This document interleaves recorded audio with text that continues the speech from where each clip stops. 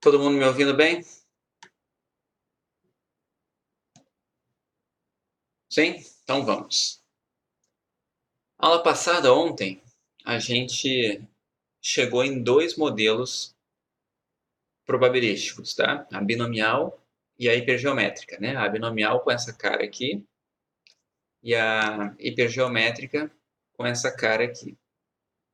A gente viu a aplicação disso num caso em que a gente tinha um esquema de amostragem com reposição e num caso que a gente tinha amostragem sem reposição, tá? Eu vou já deixar um comentário aqui com vocês. É um comentário que não está aqui nas notas de aula, mas que vocês podem guardar, tá? Num caso de binomial, tá? A cada retirada que você tem de uma bolinha, vamos dizer assim, lá naquela urna, né? Não sei se vocês lembram, a gente tinha a probabilidade de sair vermelha igual, a gente tinha isso aqui, ó. A probabilidade de sair uma vermelha era M sobre N, certo? Era isso. É isso daqui.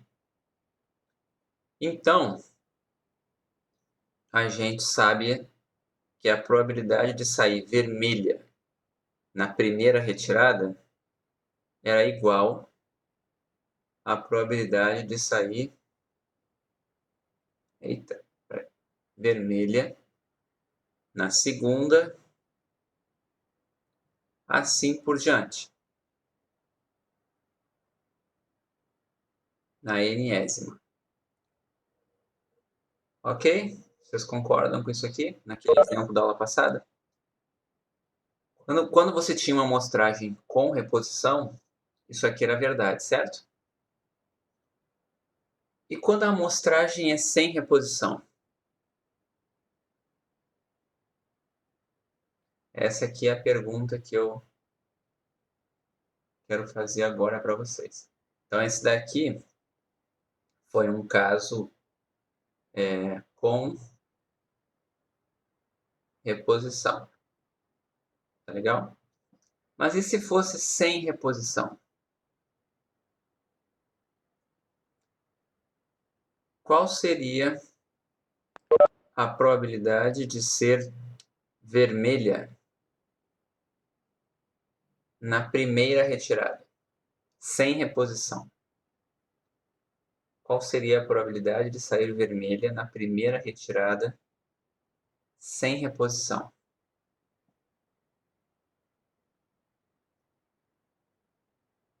Alguém sabe? Igual? N-1 sobre N-1? Não, na verdade é exatamente isso daqui. Na primeira retirada, Ah, na primeira.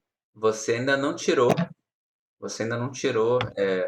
nenhuma, tá sim, ok? Mas aí agora vem a pergunta mais interessante aqui. E quanto vale isso?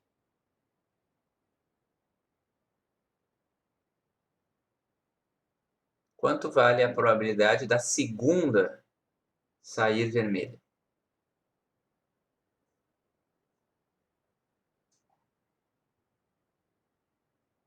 Aí é M-1 sobre N-1? Não. Não é. Tá legal? Isso é uma daquelas coisas que é boa para você ganhar dinheiro em aposta, tá? Você aposta com alguém que a resposta é isso aqui. Pera aí. E a pessoa não vai acreditar, tá? Mas é verdade, tá? E outra coisa, se você fizer essa conta aqui para terceira, para quarta, para quinta, para enésima, sempre vai dar a mesma coisa. Ou seja, aqui eu também tenho, tá? que probabilidade de sair vermelha na enésima, tá? Também é M sobre N. Aí alguém fez uma pergunta aqui interessante. Considerando que você não sabe o que saiu nas anteriores. Essa pergunta você não precisa me fazer, porque está bem claro aqui, ó. Probabilidade da segunda sair vermelha. Eu não perguntei para você a probabilidade da segunda sair vermelha, dado que na primeira saiu vermelha. Ou dado que na primeira saiu não vermelha. Eu não disse isso. Vocês é que imaginam isso na cabeça. Na verdade, não é isso que foi dito. Então, eu gostaria, em algum momento a gente vai fazer essa conta de novo. Mas eu gostaria que vocês me mostrassem, fizessem em casa, esse segundo caso aqui, tá? Pelo menos o segundo e o terceiro, para vocês perceberem e acreditarem nisso aqui, porque isso aqui é verdade. Ok? Isso aqui é só um comentário, porque sempre passa a impressão para as pessoas de que isso, exatamente, aquele exemplo das bolas pretas e bolas vermelhas. É exatamente aquilo, tá? Muito parecido com aquilo. Então, vocês podem fazer esse exemplo, tá? E depois vocês vão concluir a mesma coisa que eu estou falando aqui, tá bom?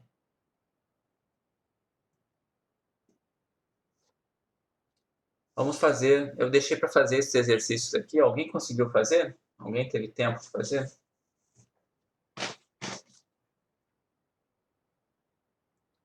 Tentaram? Conseguiram fazer o 2? Tá. Todo mundo tentou, então eu imagino que não conseguiu, né? Senão teria dito eu fiz. Tá, vamos lá.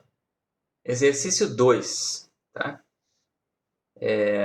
Na turma de probabilidade 1, temos 40 alunos, né? Eu tenho bem mais do que isso, mas na época que eu inventei esse exercício aqui, eu só tinha 40.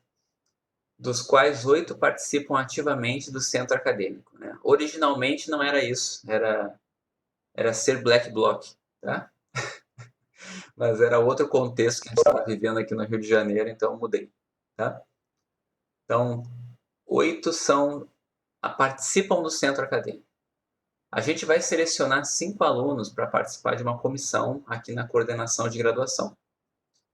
Qual a probabilidade de algum aluno participante do CA fazer parte dessa comissão? Tá? E qual a probabilidade de que todos os selecionados sejam participantes do CA? Dado que a gente estudou no finalzinho da aula passada, vejam que a gente está trabalhando com uma variável aleatória aqui. A gente pode pensar numa variável aleatória. Vamos anotar os dados aqui do problema, tá? Esse daqui é o exercício, né? 1. E a gente tem total de pessoas que a gente tem na sala, n igual a 40. Qual é o tamanho da amostra que a gente quer?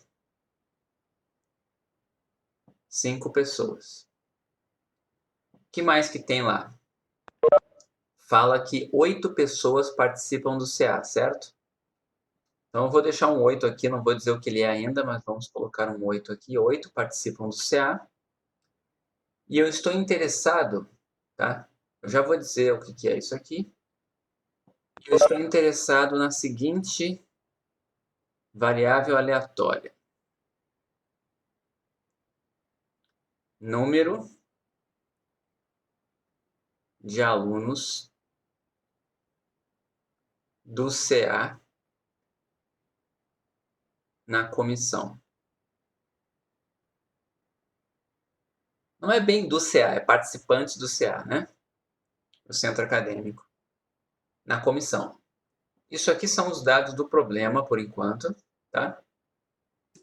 Se eu definir dessa forma, Essa probabilidade que eu estou calculando aqui, ó, qual a probabilidade de algum aluno participante do CA fazer parte desta comissão? Isso aqui estaria associado com qual x? Qual o valor de x?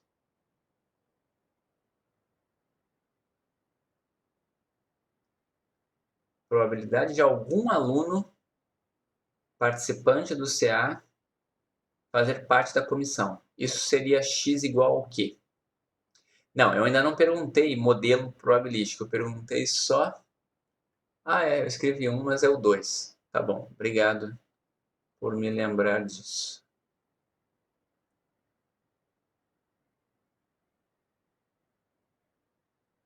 Acabou que eu fiquei olhando aqui porque eu estava fazendo e não molhei nas respostas de vocês, tá? Mas eu acho que alguém escreveu ali. Vamos ver se alguém escreveu o que eu queria ouvir. Deixa eu dar uma consultada aqui. 1, 2, 3, 4, 5. Muito bem. 1, 2, 3, 4, 5 é a mesma coisa que qual evento? Isso, o Paulo Almeida escreveu muito bem agora. Tá? A gente está interessado, então, neste evento aqui. Ó, probabilidade de x maior ou igual a 1. Ok? Agora vem a pergunta que vocês têm que pensar aqui. Qual é a distribuição de x? Qual é o modelo probabilístico de x aqui? O que a gente tem que pensar para descobrir essa pergunta, tá? Eu estou diante de um problema onde eu estou contando o número de sucessos, vamos dizer assim, na minha amostra. Então, é o típico caso em que eu vou cair ou numa binomial ou eu vou cair numa hipergeométrica. Tá? Como é que eu vou saber se é binomial ou hipergeométrica? Vamos imaginar essa escolha sendo feita individualmente, tá? Em etapas separadas. Seleciono o primeiro aluno, ok? Para a comissão. Quando eu for selecionar o segundo aluno, essa escolha vai ser dependente da escolha anterior, sim ou não?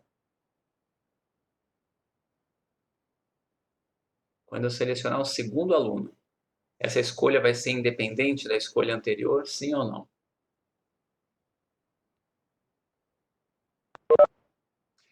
Ela não vai ser independente. Por um motivo muito simples. Eu não vou escolher a mesma pessoa duas vezes na comissão, certo? Se eu já escolhi uma pessoa, na segunda vez que eu for selecionar, quando eu for pegar o segundo aluno, o primeiro já não está mais lá. As probabilidades elas vão se alterar quando eu condicionar.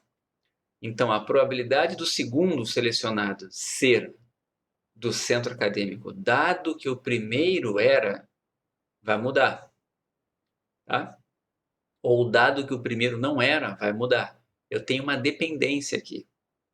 Eu estou fazendo uma amostragem com reposição ou sem reposição? Sem reposição. Então, vamos só, eu não tinha colocado aqui. Esse 8 aqui, na verdade, é o nosso M, certo? É o número de indivíduos na população que tem a característica que eu estou interessado em contar, que eu estou interessado em observar, certo? E esse modelo que a gente está trabalhando aqui, então, vai ser um modelo hipergeométrico. Então, ele vai ser um modelo hipergeométrico que sempre vai ter 3 parâmetros. Tamanho da população, então ele vai ser 40, esse daqui é o nosso N. Eu preciso do número de elementos na população com a característica de interesse, que vai ser o nosso M. E eu preciso do tamanho da amostra, que vai ser 5, que é o nosso N. Esse é o nosso modelo probabilístico para essa variável aleatória que eu estou trabalhando aqui. Sabendo isso aqui, eu sei tudo sobre ela. Ok? Inclusive, eu sei também os valores possíveis dela. Quais os valores possíveis de x?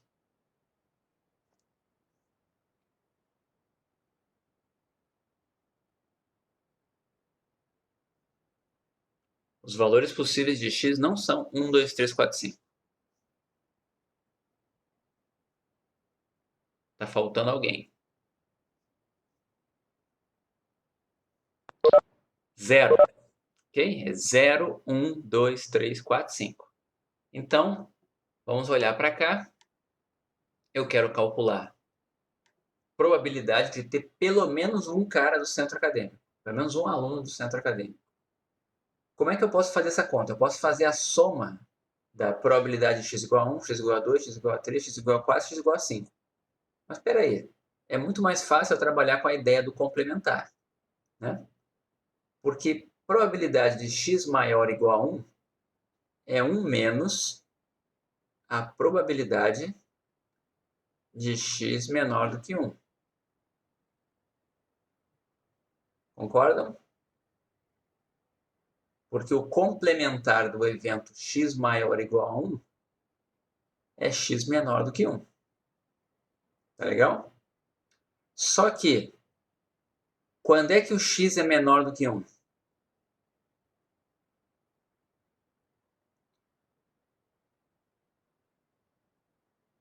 Quando ele é zero. Tá legal? Aliás, eu vou botar um passo antes aqui, né? Vou chamar probabilidade de x igual a zero. E a gente sabe que probabilidade de x igual a zero é o f de zero. Tá legal? E quem é o f de zero na hipergeométrica? A gente pode deduzir de novo aqui, para a gente sempre treinar o raciocínio, tá? Na hipergeométrica, eu sempre vou ter uma combinação embaixo e duas combinações em cima. Combinação embaixo. Casos totais, né? De quantas maneiras eu posso criar de quantas maneiras eu posso criar uma comissão de 5 alunos, dado que eu tenho 40 alunos na população. Então, vai ser combinação de 40, 5 a 5. Ok? Vamos pensar. Tem um menos aqui, né? É um menos isso, tá? Peraí, deixa eu fazer um. Todo mundo entendeu? Deixa eu dar uma limpadinha nisso aqui, senão vai ficar feio, né? Então, isso aqui é igual a 1 menos isso aqui. Tá. Então, esse daqui é o f de zero. Aqui, se eu quero 0 pessoas do centro acadêmico na minha amostra, quantas vagas eu tenho para eles na amostra? Eu tenho 0 vagas para quantos na população são do centro acadêmico?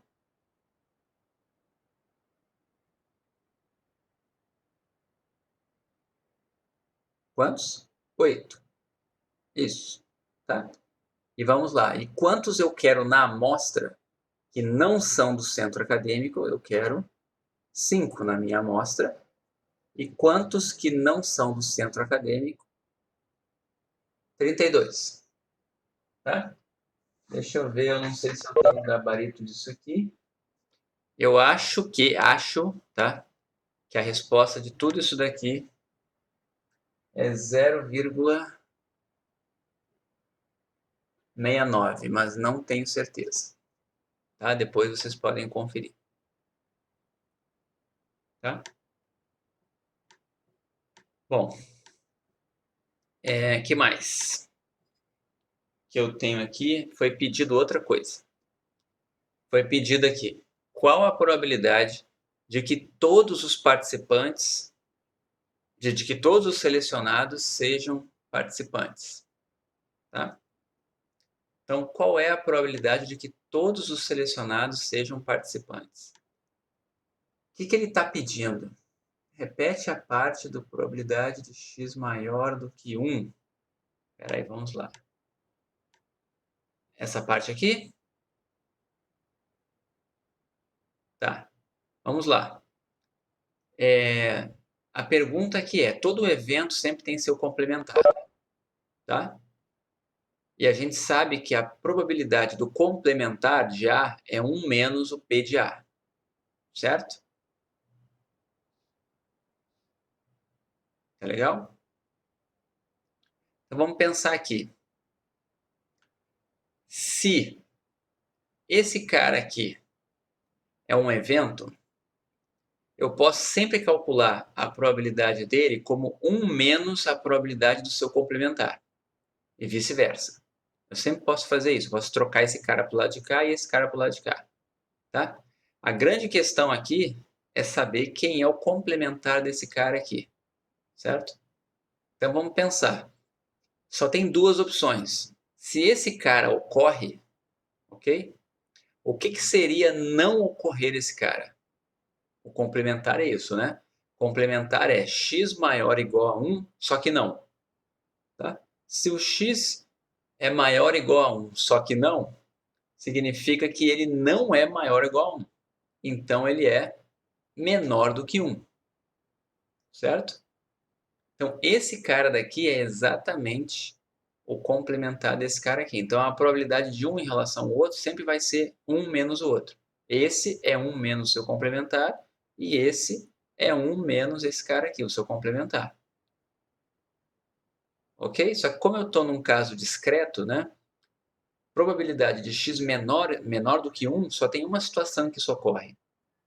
Quando o x é zero. O x não pode ser negativo, o x tem que ser inteiro. Então só tem uma situação em que isso aqui é atendido, é quando o x é igual a zero. Entendeu? Foi? Tá bom. Então vamos lá. O segundo, então, era qual a probabilidade de que todo mundo seja do CA?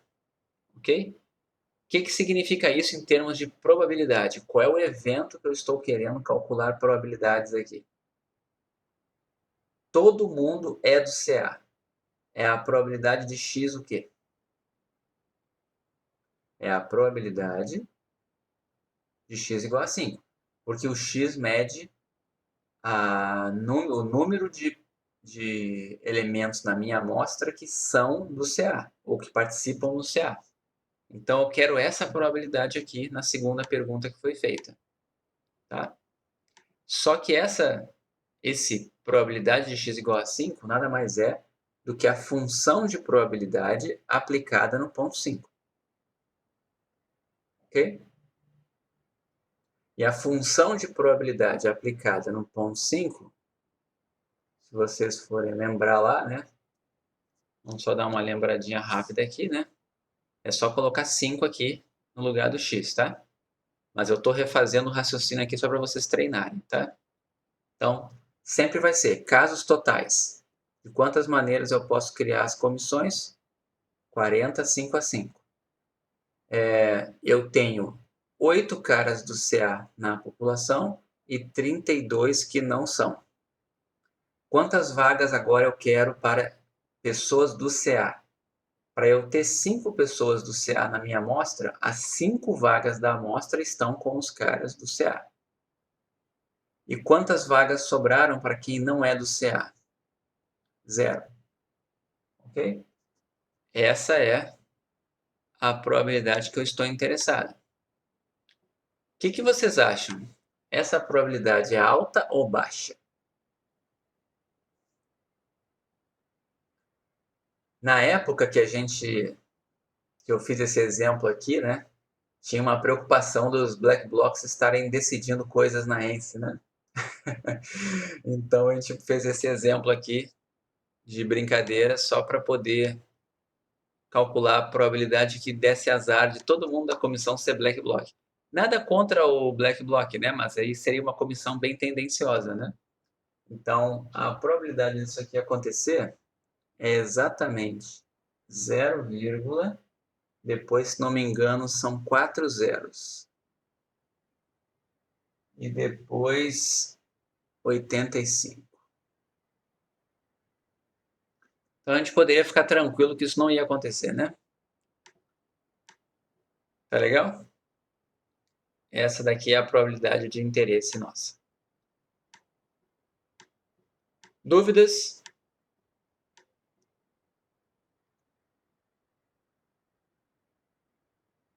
Não? Então tá. Agora vamos para o segundo. seja uma variável aleatória com função de probabilidade dada por aquilo ali. Tá? Qual é o valor de K? Esse K aqui é uma constante e eu quero saber quem é esse K aqui. Como que você, olhando para esse exercício aqui, o que você pensa em fazer para descobrir quem é o K? O que a gente aprendeu que ajudaria você a encontrar esse K aí? Usar o somatório da função, já que ela é uma função de probabilidade. Exatamente. Tá? Eu vou voltar aqui um pouquinho, quando a gente falou de função de probabilidade, né? Lembram disso aqui, ó? Uma função de probabilidade de uma variável aleatória discreta sempre tem essas propriedades aqui, ó. Ela é não negativa, porque ela representa uma probabilidade, e se eu somar todos os casos possíveis dela, sempre tem que dar 1. Ok? Porque eu estou somando todos os valores que ela assume, eu estou somando as probabilidades deles assumirem aqueles valores, isso tem que dar 1. Tá? Então, em resumo, o que eu estou dizendo é que se eu somar essa função de probabilidade aqui para todos os valores possíveis de x, tem que dar 1 esse negócio. Então, eu consigo encontrar esse k aqui fazendo essa soma. Só para a gente entender o que ela está dizendo para a gente, né? Ela está dizendo que x é uma variável aleatória que assume valores inteiros de 1 a n. Qual é a probabilidade de x igual a 1, pelo que está aqui? É k vezes 2. Qual a probabilidade de x igual a 2? K vezes 2 ao quadrado. Ok? E tem que descobrir quem é o K. E aí agora eu vou ensinar para vocês mais um macetezinho de soma aqui. Esse a gente vai demonstrar, mas é algo que eu nunca decorei e toda vez que aparece na minha frente eu demonstro de novo, porque eu não quero ocupar espaço no meu HD da minha cabeça com isso. Tá? Então, vamos fazer esse exemplo e vou mostrar para vocês como que eu faria isso aqui. Tá? Então, esse daqui é mais ou menos isso que você falou. Eu vi por cima, tá? Eu vou fazendo aqui e você vê se bate com a sua conta. Tá bom? Para eu não parar aqui para olhar o comentário. Mas eu vi algo aí que fez sentido para mim. Exercício 3. Tá? Só antes de eu começar, alguém conseguiu fazer esse daqui? Aham, eu fiz. Tá bom. Ok. Então vamos lá. Que bom que teve gente que conseguiu. Então, eu tenho aqui que f de x, né, é igual a k vezes 2 elevado a x, onde x é igual a 1, 2, até n. Tá legal? Então, qual é o resultado que a gente tem aqui? A gente sabe que se f de x é uma função de probabilidade válida, então, somatório de f de x para x variando de 1 até n maiúsculo tem que dar 1. Porque eu vou somar ela para todos os valores possíveis do x. Os valores possíveis é de 1 até n. É isso aqui que eu vou usar agora. Ok? Todo mundo está acompanhando? Então, eu vou escrever essa minha função aqui, vamos botar para cá, como sendo, né, somatório de x igual a 1 até n de k 2 elevado a x, e isso vale 1. Peraí. Sai fora aqui, gente. Só um pouquinho. Some isso, gente. Fecha isso tudo, não quero isso aqui. Bom, voltando. Nunca posso escrever no canto que dá isso. Bom, estou com essa igualdade aqui, tá?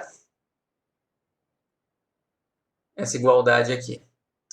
Então, eu posso passar, né? Eu posso tirar esse k aqui do somatório, porque ele é uma constante, e vai faltar descobrir quanto que vale somatório de 2 elevado a x para x indo de 1 até n.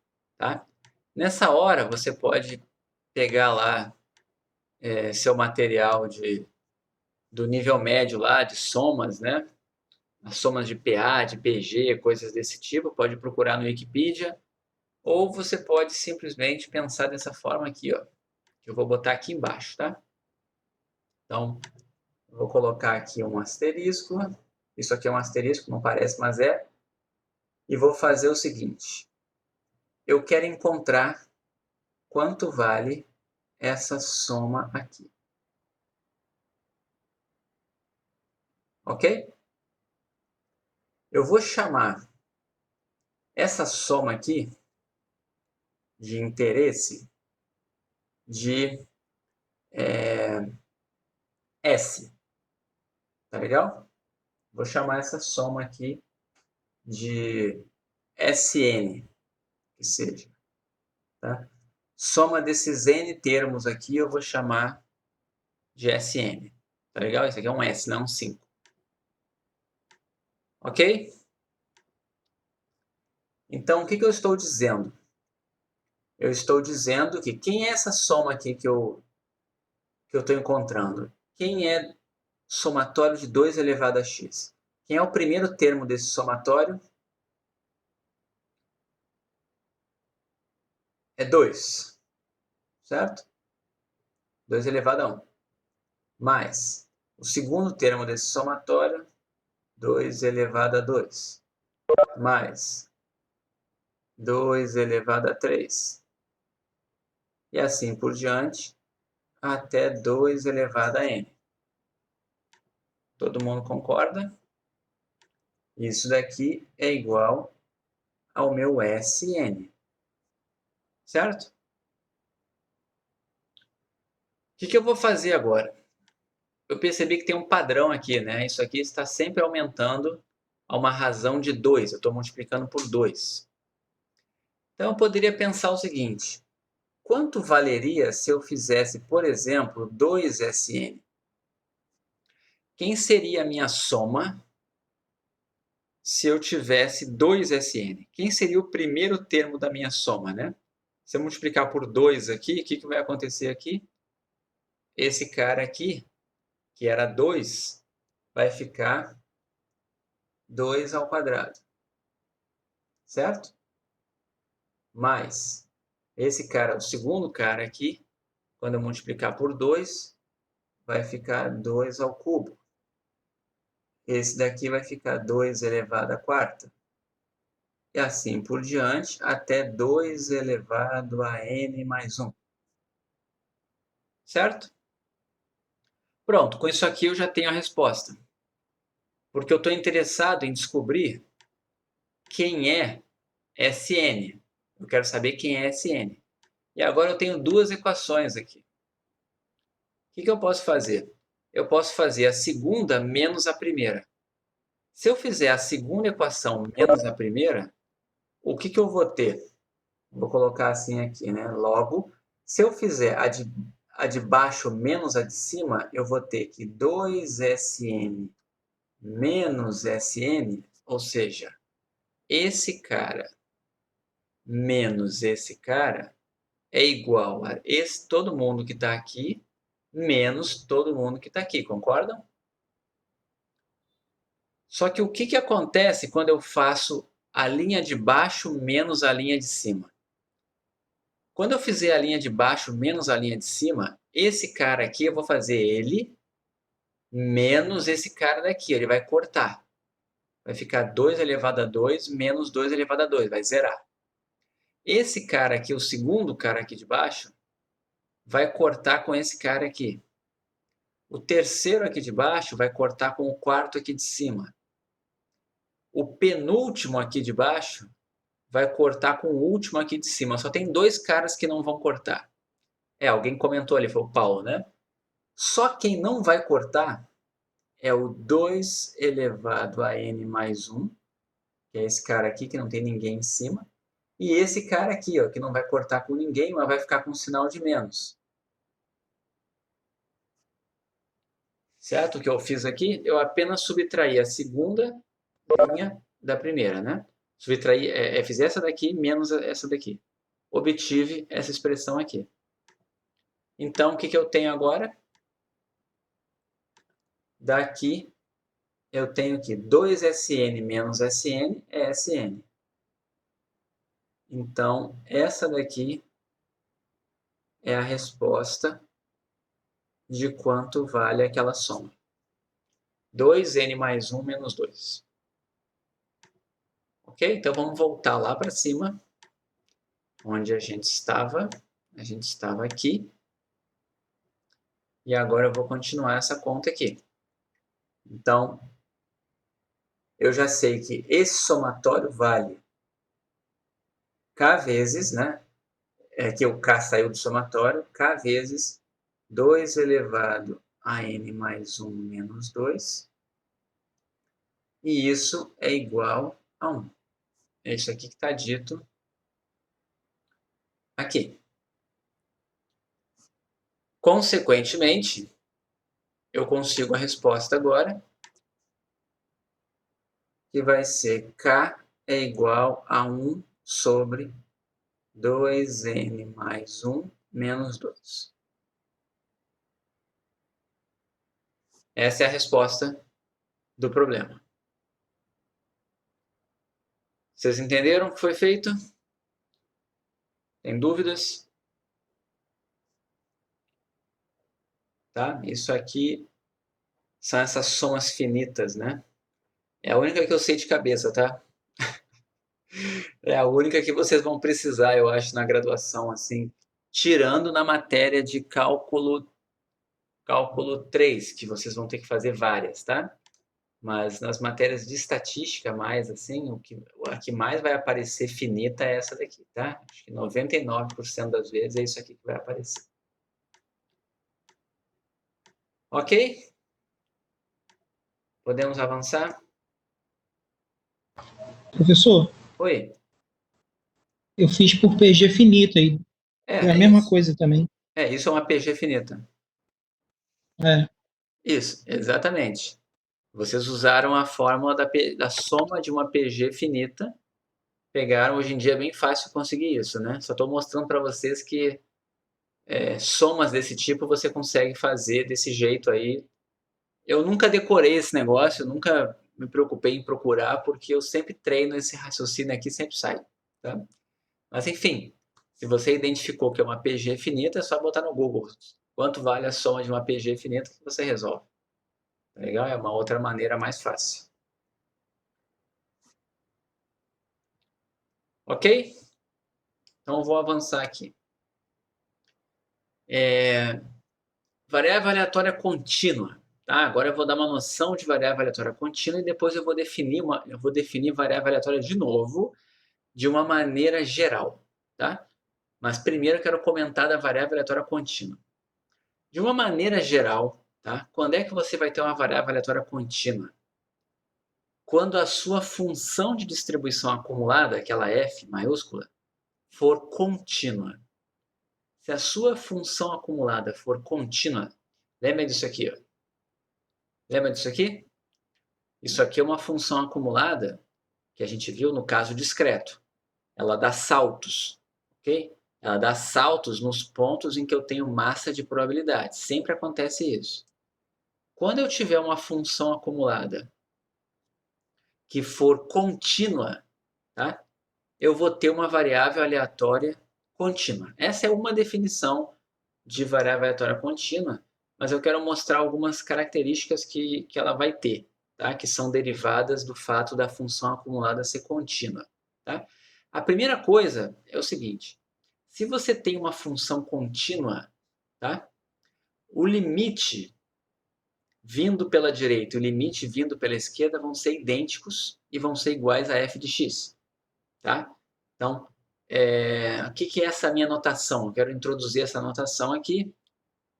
Sempre que eu escrever f de x menos, o que eu vou estar dizendo? É o limite da minha função, certo? Aqui minha função, f de a. Quando esse a se aproximar do ponto x vindo pela direita, eu vou chamar de f de x mais. Quando ele vier pela esquerda, eu vou chamar de f de x menos. Então, quem é esse f de x menos aqui? É um abuso de notação para representar esse segundo caso aqui. Ó. Eu estou pegando a minha função aplicada num ponto que é o limite, tá? Vindo pela esquerda em direção ao ponto x. Tá? Todo mundo entendeu isso? E esse daqui é o limite vindo pela direita. Talvez vocês tenham usado essa notação em cálculo, mas talvez não tenham usado. Talvez só tenham escrito da maneira como está aqui embaixo. Tá? É só uma maneira diferente de escrever. Quando esses limites aqui coincidem, né? Quando esse cara é igual a esse cara, é porque essa função é contínua no ponto x. Tá? Então, eu estou dizendo que a minha função é contínua em todos os pontos x da reta. Então, em toda a reta, eu sempre vou ter o limite vindo pela esquerda, o limite vindo pela direita em direção a x, sempre vai dar a f de x. Tá ok? Isso nunca vai acontecer aqui, né? Vamos olhar para cá.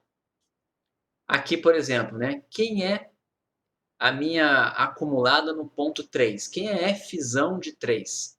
Vindo pela direita, o ponto é 1. Vindo pela esquerda, o ponto é o 7/8. Não bate. Vindo pela direita deu um valor, vindo pela esquerda deu outro valor. Então ela não é contínua no ponto 3. Também não é contínua no ponto 2, nem no ponto 1, nem no ponto 0. Todos esses saltos aqui são pontos de descontinuidade da minha função acumulada. Então essa função acumulada aqui é de uma variável aleatória que não é contínua.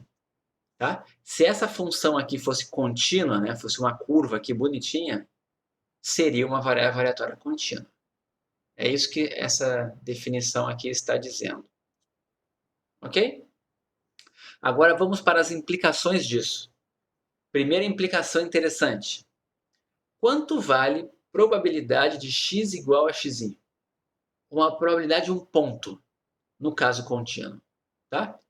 Então percebam o seguinte. A probabilidade do ponto x acontecer nada mais é do que a probabilidade do x estar entre esses dois caras aqui. O limite vindo pela esquerda e o limite vindo pela direita. Vocês concordam? Isso aqui é um abuso de notação, tá? Lembrando, então, na verdade, eu deveria escrever na forma de limite, mas é comum a gente botar desse jeito aqui. Vocês estão entendendo que esse x menos aqui é o limite de um númerozinho aqui que está indo para o ponto x pela esquerda. E aqui também é o limite vindo pela direita.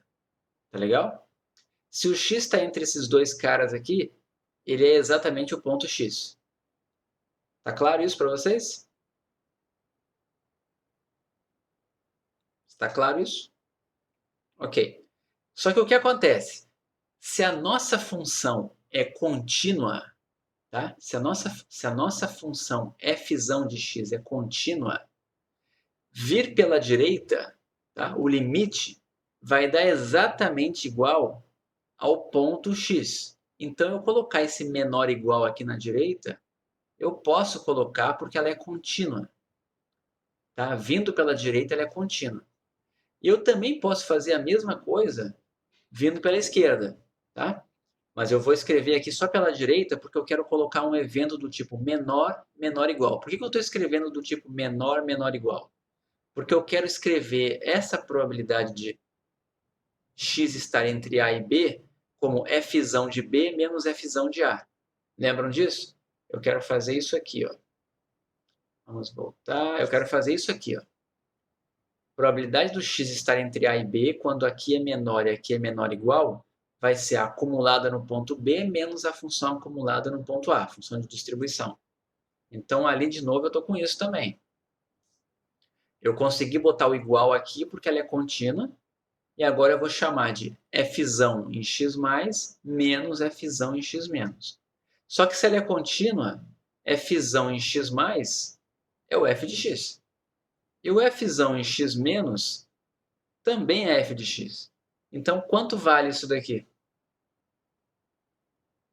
0. Tá legal? Então, eu não terminei aqui, mas o que está dito aqui é que no caso contínuo, todos os pontos têm probabilidade 0. Tá legal? Isso é uma coisa também um pouco difícil da gente aceitar, né? Você tem pontos com probabilidade 0, mas eles podem acontecer. É esquisito isso, né? Mas é verdade. Tá? Uma coisa é ter probabilidade zero, outra coisa é ser impossível. Tá? Essas coisas não são idênticas, por incrível que pareça, não são equivalentes. Então, se alguém perguntar para você, probabilidade de x igual a 3 é zero. De x igual a menos 1 é zero. Sempre que eu estiver no caso contínuo, isso vai ser verdade. Ok? Todo mundo entendeu isso? Aceitou esse fato? Espero que sim. Então vamos fazer um exemplo. Tá? Mas a probabilidade acumula nos pontos. A probabilidade vai acumulando, é verdade. Tá? Mas eu preciso de um intervalo para poder acumular. Num ponto específico, eu não tenho massa de probabilidade. Tá? Então, exemplo 15. Vamos fazer um exemplo em que a gente consegue encontrar a função acumulada de uma maneira intuitiva, com base na intuição. Tá? Imagina que você tem um círculo de raio R, centrado na origem, e vai criar a variável aleatória distância do ponto à origem. E eu quero encontrar esse fzão de x aqui e depois quero calcular uma probabilidade. Tá? Então vamos enxergar para a situação que a gente está trabalhando aqui. Esse daqui é o exemplo 15, né? Então, esse é o 15. Eu vou ter, né, um círculo centrado aqui na origem de raio R. Ok? Imaginem que a gente vai sortear um número aqui dentro. É isso que está dito? Um ponto será escolhido aqui dentro. Tá? Então a gente tem que lembrar que tem o eixo aqui, tá? Então a gente deveria fazer isso aqui, na verdade, né? Tem o eixo aqui. Aqui é o eixo X, aqui é o eixo Y, tá? E a gente vai sortear um ponto ali dentro. Ok? Aqui dentro. Ok? Vamos tentar encontrar quem é fzão de x. Eu vou colocar aqui do lado. Quem é fzão de x? Essa é a nossa pergunta. Tá legal? Agora vamos lá. Vamos escrever aqui. Sempre que alguém escrever na sua frente fzão de x, vai vir na sua mente isso aqui por definição. Probabilidade de x menor ou igual a x. Concordam? Isso é por definição. Agora vamos pensar. O que x representa nesse nosso problema? Vamos olhar de novo lá. X representa distância do ponto à origem. Tá legal? Então, não se importa que eu vou dar uma avacalhada agora aqui no desenho, tá? Mas se eu tivesse colocado no lugar do x aqui, se eu tivesse colocado um númerozinho, tá? Que fosse a metade do R, tá? Deixa eu fazer o seguinte, deixa eu apagar esse R daqui, porque ele está me atrapalhando aqui. Deixa eu fazer de novo aqui o meu eixo X aqui. Pera aí. Tá? E agora eu vou fazer aqui em azul, tá? Para a gente enxergar. A gente já sabe que tem raio R, tá? Então é melhor eu botar assim, né? Dizer que aqui é R. Tá? Vamos fazer em azul aqui. Imagina que eu quero calcular a probabilidade do ponto que eu vou escolher, da distância que ele está do x, da distância que ele está da origem, seja exatamente r sobre 2. Tá? O r sobre 2 ele está mais ou menos aqui, certo? Então, esse meu ponto poderia estar... Eu vou tentar fazer um círculo aqui, tá, gente? Faz de conta que isso aqui é meu círculo. Tá legal? Imagina que isso daqui é um círculo de raio R sobre 2. Todo mundo está aceitando isso, apesar do desenho? É um círculo de raio R sobre 2. Qual seria... Vamos pensar nesse caso aqui, tá? Vamos pensar nesse caso, depois a gente arruma o desenho lá, tá? Se eu escrevesse como aquela ideia de casos favoráveis dividido pelo caso total. Tá legal? Se eu pensasse assim, o que poderia representar este evento aqui? Ó? Distância do ponto à origem ser menor ou igual a r sobre 2. Vocês concordam comigo que qualquer ponto que eu selecionar aqui dentro, satisfaz esse evento? Qualquer ponto aqui dentro, eu sei que a distância dele à origem é menor do que r sobre 2, menor ou igual a r sobre 2. Concordam comigo? Sempre vai ser menor, tá? Qualquer ponto aqui dentro. Por outro lado, se eu pegar um ponto aqui fora, o que vai acontecer? A distância dele para a origem vai ser maior do que r sobre 2. Então, não é o caso que atenderia esse evento aqui. Distância do ponto à origem ser menor ou igual a r sobre 2. Estou botando r sobre 2 no lugar de x aqui. Tá? Então, o que significa? Eu poderia pensar que essa probabilidade aqui é representada pelo quanto que essa região aqui que está em azul, ou seja, o quanto que esse círculo menor aqui representa em relação ao círculo maior. Tá? Por exemplo, qual é a área do círculo maior aqui? Qual é a área do círculo preto?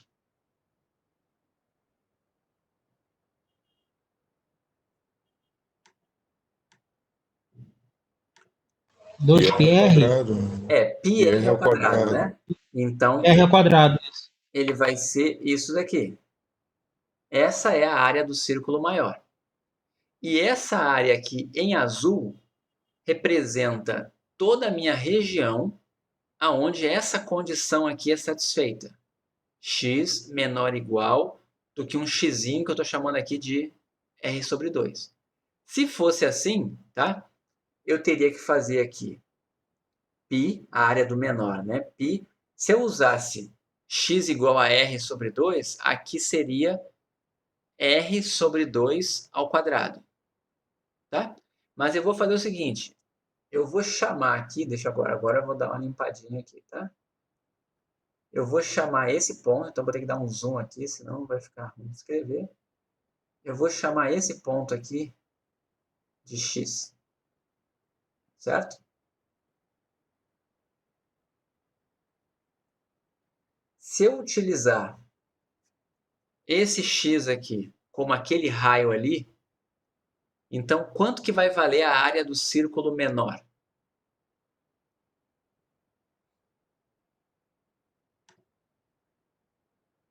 Quanto vai valer a área do círculo menor? Πx ao quadrado. Πx ao quadrado.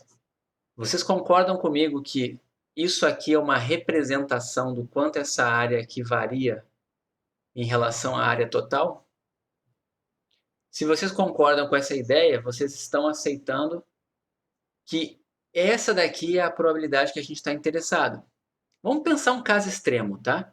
Se esse x aqui assumisse o valor Rzão, quanto ia valer essa probabilidade? Se esse x aqui assumisse o valor Rzão, ia dar 1. É como se eu dissesse assim, vou selecionar um ponto num círculo de raio R, qual é a probabilidade da distância do ponto à origem ser menor ou igual a R? Pô, essa probabilidade é 1. Ok? Tem todo sentido. E o que acontece se eu fizer um x tendendo a zero? Se eu fizer um x pequenininho, eu vou ter um círculo aqui bem pequenininho. O que vai acontecer aqui é que essa área vai ficar π vezes zero ao quadrado, né? Vai dar zero isso daqui. Então, em resumo, a sua pergunta tem uma relação com clusterização, mas eu não sei te dizer em qual ponto que você está falando, tá? A gente pode comentar sobre isso depois. O importante aqui é essa intuição de que a área do círculo em relação à área total me dá exatamente a probabilidade desse evento aqui, tá? Só que ela me dá essa probabilidade aqui para alguns valores de x. Quais são os valores de x onde isso aqui é verdade? Isso daqui é verdade apenas quando eu tenho x entre 0 e r. Vocês concordam? Quando o x vai de 0 a r, essa razão aqui me dá exatamente as probabilidades que eu estou interessado, porque ela vai me dar a divisão do tamanho do círculo menor pelo círculo maior. Tá? Só que quando a gente escreve uma função acumulada, não basta você olhar só esse intervalo aqui. Você tem que olhar todo o intervalo. Tá legal? Você tem que olhar a reta toda. Então vamos escrever quanto que vale a nossa função acumulada com base nesse raciocínio aqui que eu espero que vocês tenham pego. Tá? Com essa minha explicação que meu desenho não ficou muito bom. Eu vou botar aqui em preto de novo. O que eu estou dizendo é que f de x vai ser igual a... Primeiro, se eu fizer x menor do que zero, o que acontece? Se eu colocar aqui um x negativo, qual é a probabilidade da distância do ponto à origem ser negativa? Zero. Ok? Você vai escrever uma função acumulada, você tem que pensar em todos os casos possíveis. Segundo caso que você tem que pensar, quando x está no intervalo 0, r. A gente acabou de fazer essa conta e deu isso aqui. A gente não chegou a fazer conta, a gente deduziu isso daqui. Esse π em cima pode cortar, vai ficar x ao quadrado sobre r ao quadrado. Então aqui é x ao quadrado sobre r ao quadrado. E por fim, o que acontece quando o x é maior do que r?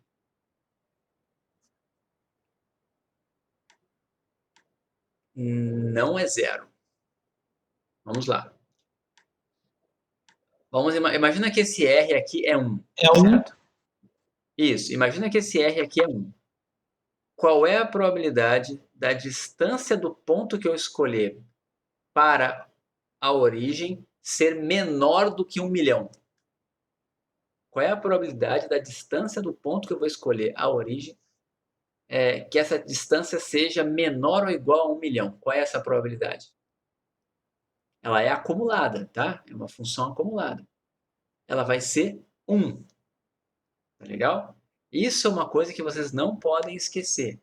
A função acumulada é uma função não decrescente. Ela nunca pode decrescer porque eu estou acumulando probabilidades. Tá legal?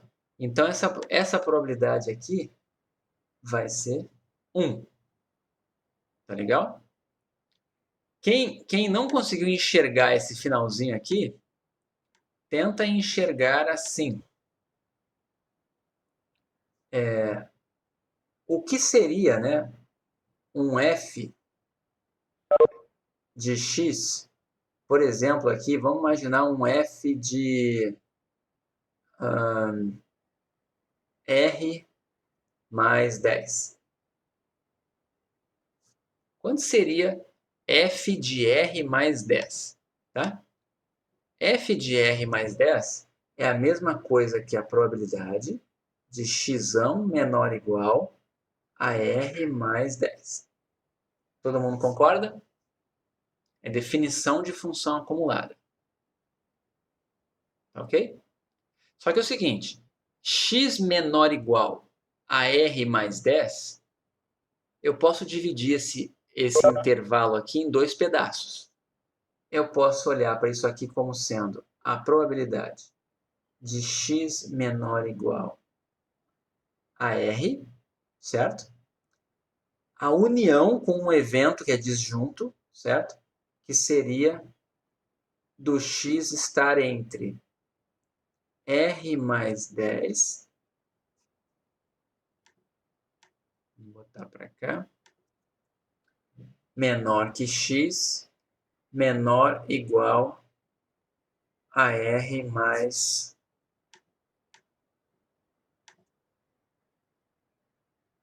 10. Vejam se vocês concordam com essa igualdade aqui. X ser menor ou igual a R mais 10 é a mesma coisa que ele ser menor ou igual a R, mais a probabilidade dele estar entre o R mais 10, desculpa, entre R, né? Espera aí. Só um pouquinho. Aqui. Todo mundo concorda com isso daqui?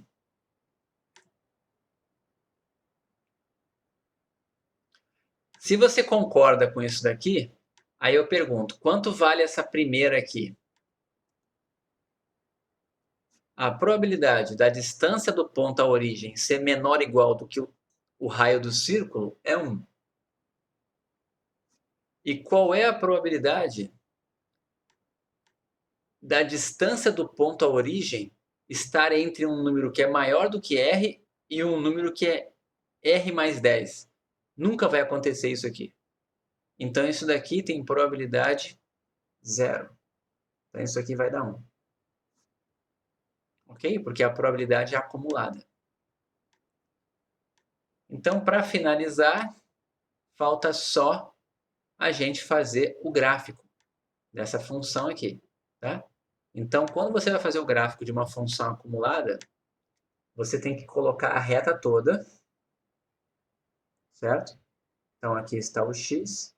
Vamos colocar aqui o nosso eixo, onde está o f de x. Onde me interessa aqui é o r. Onde me interessa aqui é o 1, porque essa f de x é uma probabilidade, né? Então, o que acontece? Quando o x é menor do que zero, quanto vale essa função? 0, certo? Essa função vale 0. Então, ela vem aqui embaixo, né? Vamos colocar aqui uma corzinha aqui diferente. Vamos agora tentar desenhar direito isso aqui, tá? Ela vem assim, até aqui. Quando chega aqui, no ponto 0, ela começa a crescer conforme uma parábola. Qual é a parábola? X ao quadrado sobre R ao quadrado. E ela vai crescer até o ponto R. Então, o que a gente está dizendo é que ela vai crescer aqui. Eu vou assumir que é esse pontinho aqui. Ela vai fazer isso aqui. Espera aí que essa minha parábola aqui ficou horripilante. É mais ou menos assim. E do ponto 1 em diante, ela vai ficar 1 para sempre. Todo mundo entendeu? Deixa eu fazer só um negocinho aqui. Espera aí. Essa é a ideia. Tá? Isso aqui vem no zero, cresce como uma parábola e depois fica reta. Tá legal? Uma perguntinha se vocês lembram de cálculo, né? Essa função que eu desenhei em azul, ela tem derivada no ponto zero?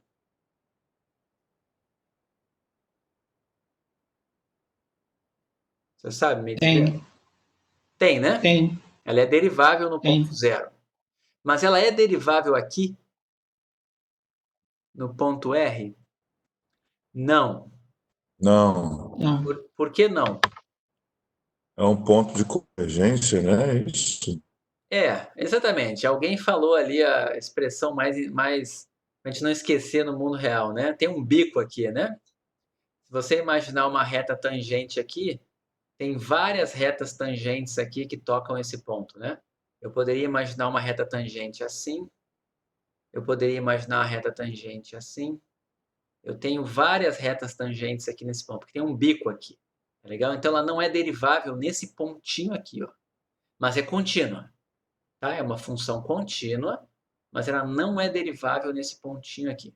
Eu vou depois explicar por que isso é importante mais para frente, tá? Mas o importante agora é todo mundo entendeu que a gente conseguiu encontrar aqui de uma maneira meio intuitiva, assim, quem é a função acumulada usando esse raciocínio aqui do círculo, tá? A gente chegou na função acumulada. E ele dá probabilidades para a gente.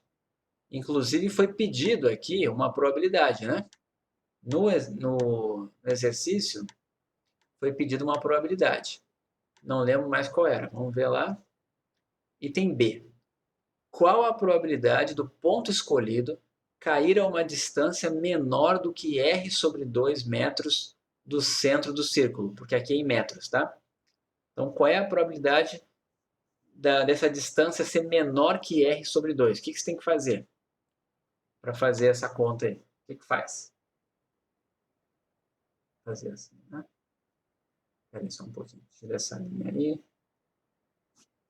Só um pouquinho. Deixa eu botar de volta ela aqui. Tira, vou botar um vermelhinho. Só para a gente cortar aqui, tá? O item B. O que ele está querendo, então? Probabilidade de ser menor do que r sobre 2. Ele está querendo probabilidade da distância do ponto à origem ser menor do que r sobre 2. É menor ou menor ou igual? Menor. É isso aqui que ele quer calcular. Todo mundo concorda?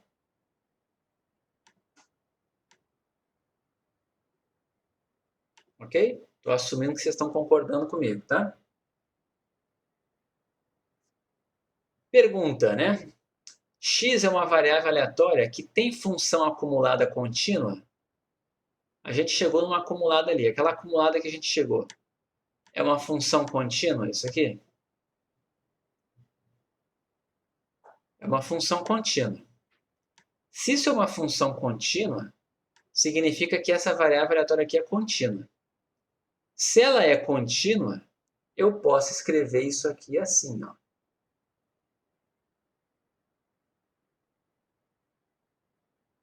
Concordam? Ser menor do que r sobre 2 vai dar no mesmo do que menor ou igual a r sobre 2. Porque ela é contínua. Esse cara aqui é o limite tendendo a r sobre 2 pela esquerda. Ele vai dar igual ao ponto r sobre 2. Certo? Então, se eu sei isso aqui, agora sim, sempre que eu tenho probabilidade de x menor ou igual a alguma coisa, por definição eu estou calculando a acumulada nesse ponto. Todo mundo concorda? Tem que estar o menor ou igual aqui, tá? Para ser igual a isso aqui. No caso contínuo, vai dar no mesmo, mas eu preferia que vocês guardassem na cabeça que tem que estar o menor ou igual para ser, tá? Sempre pensem nisso. Porque vai acontecer, tem casos em que não vai ser verdade, tá? Quando estiver no caso discreto. Então vamos lá, quanto vale isso daqui, né? f de x aplicado em r sobre 2. O que você tem que fazer? Tem que olhar lá na sua função onde é que o r sobre 2 cai. Vamos olhar a nossa função. Em qual dos casos a gente está? F de x aplicado em r sobre 2. Ela vai valer 0, vai valer esse cara aqui ou vai valer esse cara aqui? Ela vai estar nesse caso do meio aqui, certo? Então, porque o r sobre 2 está nesse intervalo aqui.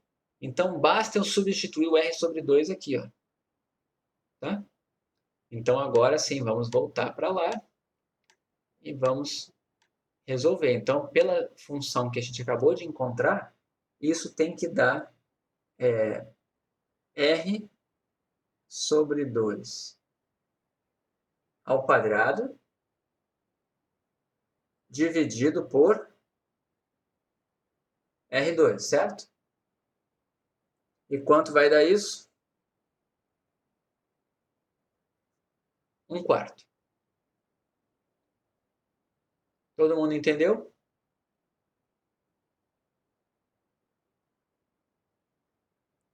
Não tem muitos exemplos que você consegue encontrar acumulada direto assim, tá? Mas esse é um caso que dá para a gente encontrar. Por isso que ele está aqui, né, no exemplo da aula. Senão vocês não iam ver ele. Ok? Todo mundo entendeu? Esse exemplo 15 aqui. Então vamos para agora uma definição, finalmente a mais formal de todas. tá? E vai ser a última vez, agora sim eu prometo, é a última vez que a gente dá alguma coisa falando de sigma álgebra, tá? Aqui na aula, em termos de conteúdo novo, tá? Basicamente, o que tem que pensar aqui? É uma definição geral para a variável aleatória. Por que eu defini diferente antes? E eu nunca defini da maneira, vamos dizer, mais formal. Porque eu não tinha apresentado função acumulada para vocês. Enquanto eu não apresentasse a função acumulada, eu não podia apresentar a definição mais formal. Eu vou até mostrar para vocês. A última que eu apresentei foi essa daqui, ó, que é muito parecida com a que eu vou apresentar agora. Tá? Eu disse para vocês que uma variável aleatória discreta, certo? Que assume valores x1, x2, xn, assim por diante. Quando é que eu garanto que ela é aleatória, certo? Ela vai ser aleatória quando os valores do ômega, o conjuntinho dos ômegas lá do experimento, que fazem com que ela assuma os valores que ela assume, né, esse x1, x2, xn, pertencem a sigma álgebra. Então é como se eu dissesse assim, digamos que x1 aqui fosse igual a 1. Eu pergunto para vocês, os valores de ômega que fazem com que a minha variável aleatória assuma o valor 1 são aleatórios? Porque para a minha variável ser aleatória, ela tem que ser função de alguma coisa que é aleatória, certo? Os ômegas que fazem com que ela assuma o valor 1 são aleatórios? O que significa ser aleatório? Eles têm que fazer parte daquela coleção de todos os eventos aleatórios que alguém poderia estar interessado em calcular uma probabilidade. Então, se os ômegas estiverem lá dentro daquela coleção, eu garanto que a minha variável aqui vai ser aleatória para o valor xi. Eu teria que fazer isso para cada um dos xis possíveis. Se eu provasse que para todos os xis possíveis sempre vai ter um ômega aleatório que faz ela assumir esse valor aqui, xi possível, eu teria uma variável aleatória discreta. Só que essa definição ela é derivada da verdadeira definição, que é essa aqui que eu estou apresentando agora para vocês. Que é esse tipo de evento aqui. Ó. Olha esse tipo de evento aqui. Que tipo de evento é esse aqui? Ó? É o evento que está associado à função acumulada.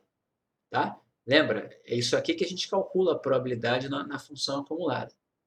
Então, se os ômegas que fazem com que esse evento aqui aconteça estiverem na sigma álgebra, a minha variável vai ser aleatória. Então, eu tentei escrever aqui uma intuição para vocês do que seria o mais importante, tá? De entender aqui por trás. Uma variável x vai ser aleatória se todos os eventos do tipo x menor ou igual a x forem aleatórios.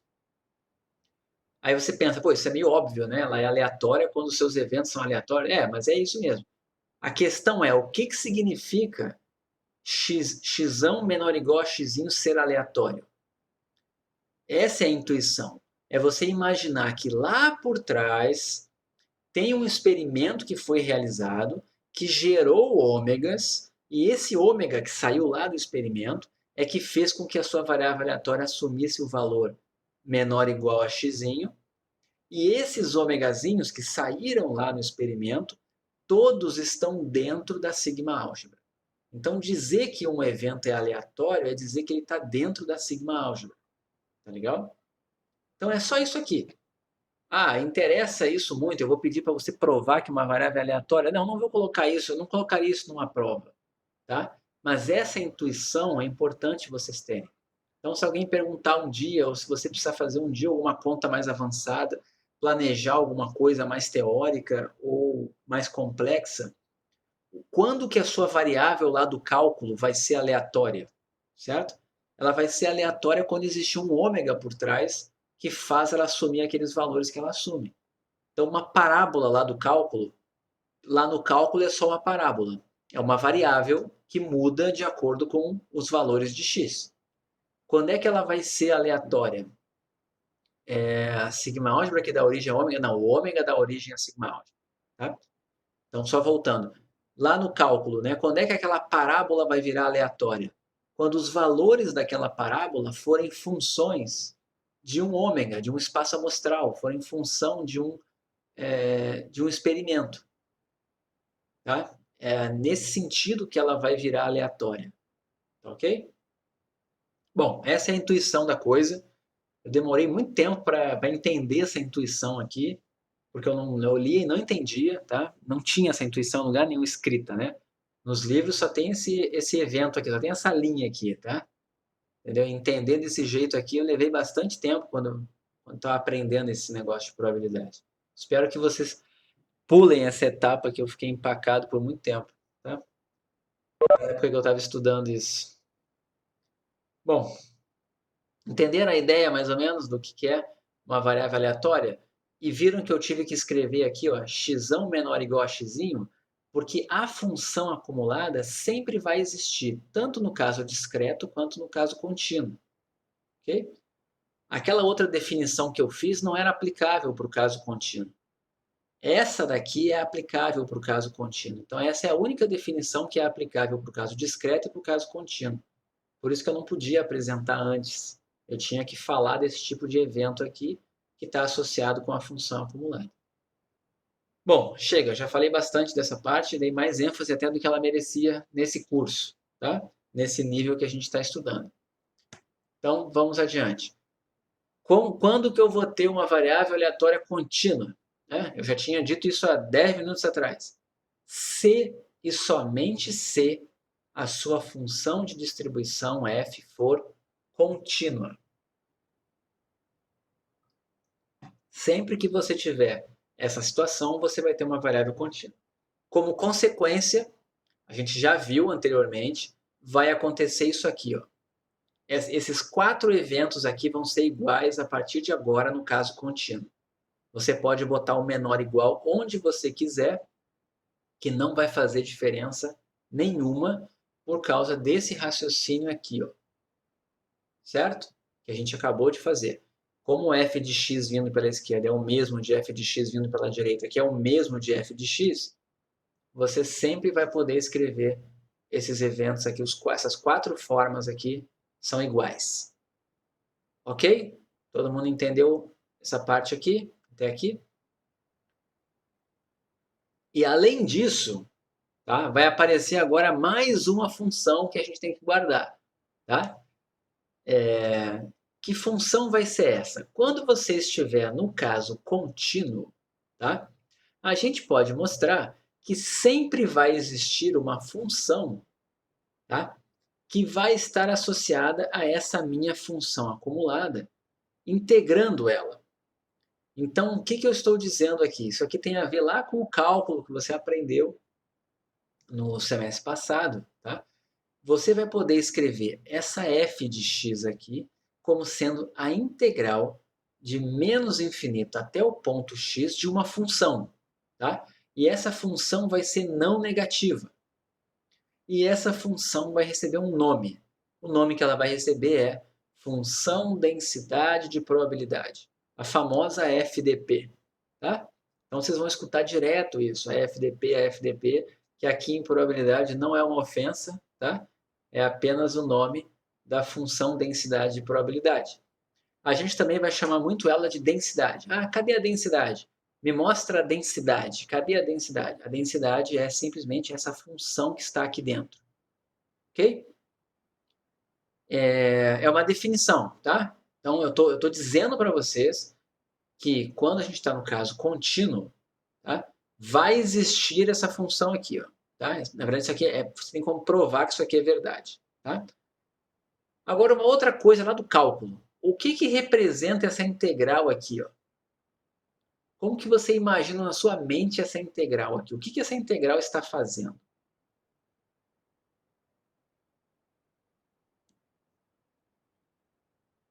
Está integrando de menos... Calculando a área de menos infinito a x? Exatamente. Você está pegando a área de menos infinito a x. Certo? Então, o que isso aqui está dizendo para a gente? Essa igualdade aqui está me dizendo o seguinte, eu vou tentar agora desenhar o que ela está dizendo para a gente. Vamos colocar para cá esse negócio. Vamos botar uma linha aqui, dar um zoom. Ela está dizendo para a gente o seguinte: sempre que você tiver uma variável aleatória contínua, certo? Você vai ter um eixo aqui. Você vai poder escrever uma função que a gente está chamando de FDP, função densidade de probabilidade. Essa função vai ter uma cara, vamos imaginar uma cara aqui, certo? Tem essa cara aqui. O que a gente está dizendo agora é que se você definiu essa função não negativa, ela não pode estar aqui embaixo. Essa f de x aqui, a densidade tem que ser não negativa. A gente está dizendo que se você fizer a área, né? Aqui é até um ponto aqui, vou chamar esse aqui do meu ponto x. Se você fizer essa área aqui, ó, o que é essa área aqui?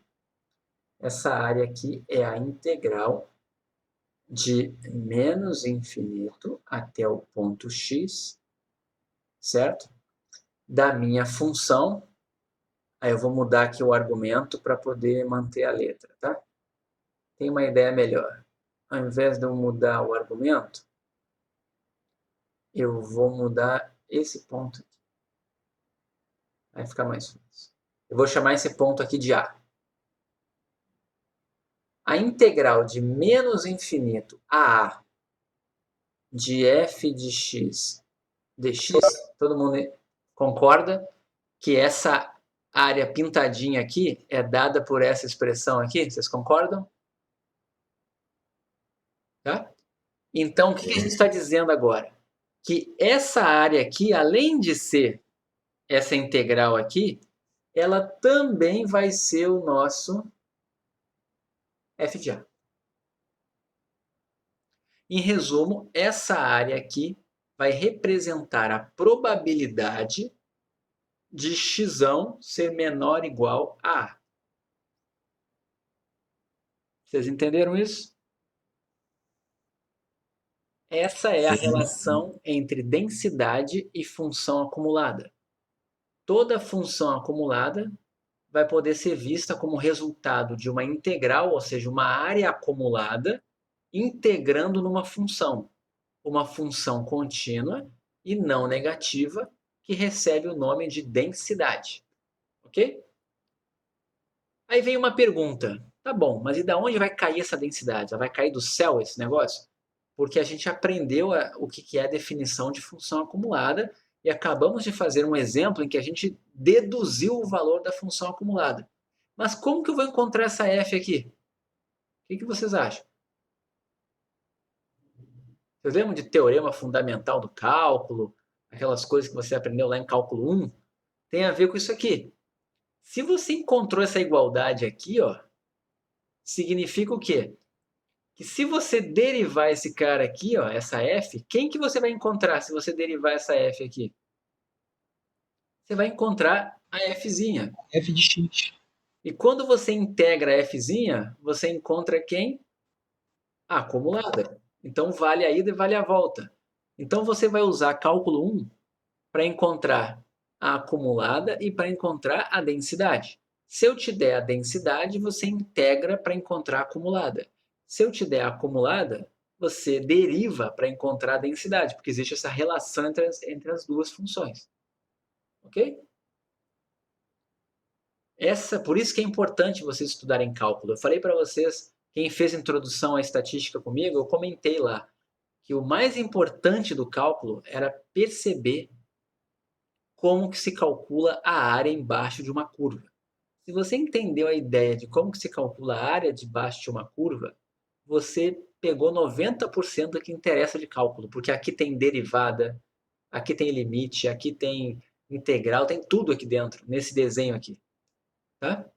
Essa intuição aqui que é a mais importante de cálculo que você vai levar para a probabilidade. Ok? Entenderam a ideia do que está aqui? É muito importante essa ideia. Tá? Eu vou dizer para vocês, bem sinceramente, quando eu estudei esse negócio, eu não entendi nada disso aqui. Tá? esse desenho, essa relação do cálculo, eu não vi isso aqui. Eu simplesmente aceitei.